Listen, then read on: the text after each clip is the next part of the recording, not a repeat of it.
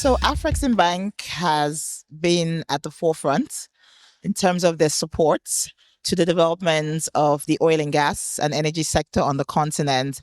Our role is reinforced by the fact that oil and gas revenues still constitute or contribute 60% of the GDP of African countries.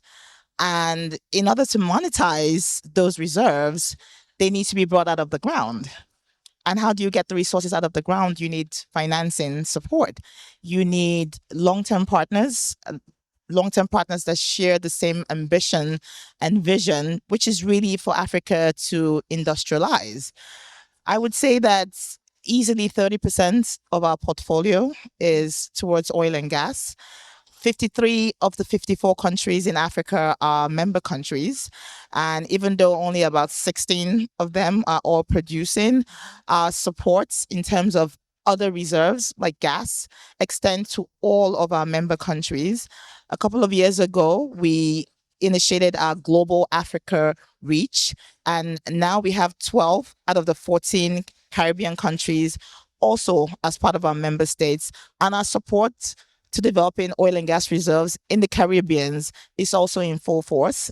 We recently supported the Guyana and Suriname governments in terms of helping them develop their exploration and monetize some of their oil reserves.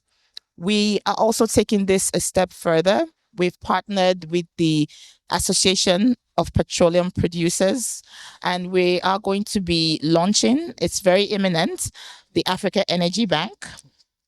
And this is a direct response to what we observed on the continent with the exits of financial partners. And, this actually goes hand in hand with the whole energy transition and the push to a greener and more climate friendly. But our position has always been, Africa contributes only 3% of greenhouse emissions. And as I said earlier, the revenues from exploitation of our gas and oil reserves will always be the mainstay. And it will always be our path to industrialization.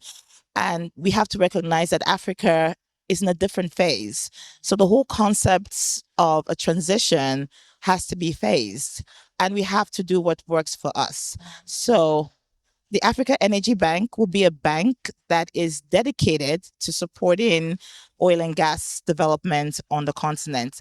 It will also do renewables because we understand that is also part of the ultimate transition agenda. It's going to have a $5 billion capital base. The initial paid up capital of $500 million has either been secured or at least committed. After a competitive bidding process, Nigeria emerged as the host country for the Africa Energy Bank. So the head office is going to be in Abuja, Nigeria. There are plans underway to recruit a CEO. The original shareholders meeting or the initial shareholders meeting will be called anytime between now and the end of the year. And at that point, the launch dates of the bank will be announced. But we're very excited because there is no bank on the continent with a $5 billion capital base that will be dedicated to oil and gas. And if you think about how you can leverage up to 10 times this $5 billion capital base. So this is clearly an African solution to an African problem. Yeah.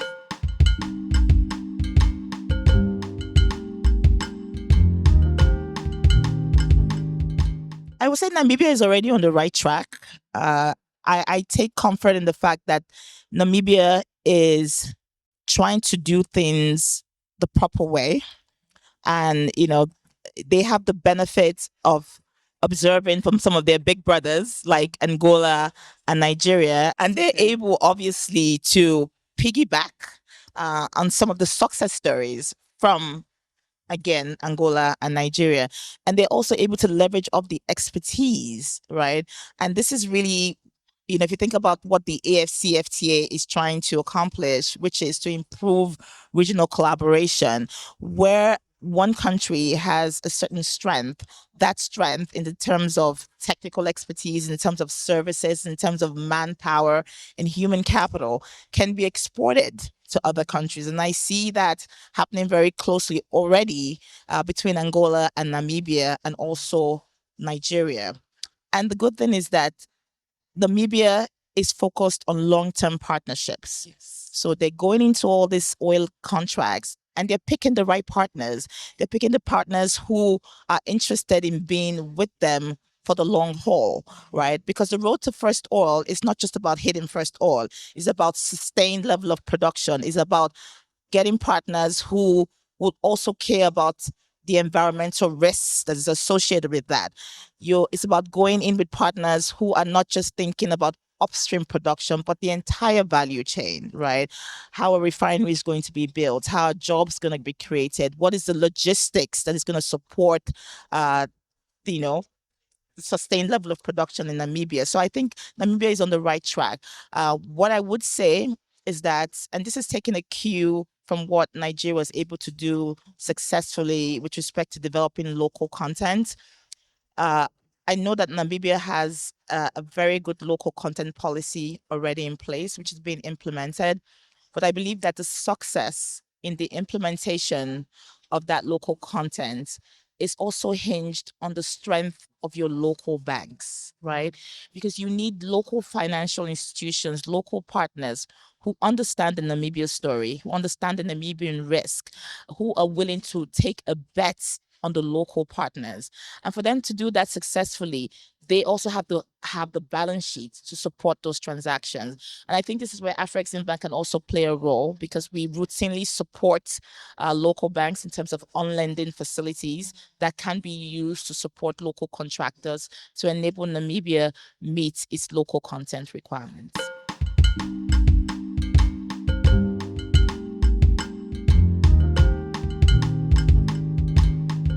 Yes, I think the conversation will be around ensuring that they're committed resources, both from a financial and technical perspective, to helping Namibia achieve its ambitions.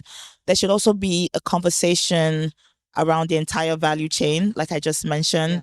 Yeah. What is Namibia doing to develop its port? Because a lot of this oil is deep offshore. Who are the partners that Namibia is working with in terms of providing the logistics and the storage facilities? And there's also be a conversation on the role that your port is going to play, right? Is your port fully developed? I know there's Walvis Bay, and I believe there's another one. It escapes my head, but in terms of getting the port ready, right, for evacuation opportunities, because the last thing you want is to hit first oil, and then you have not significantly planned for how that oil is going to be evacuated, both inland and for export.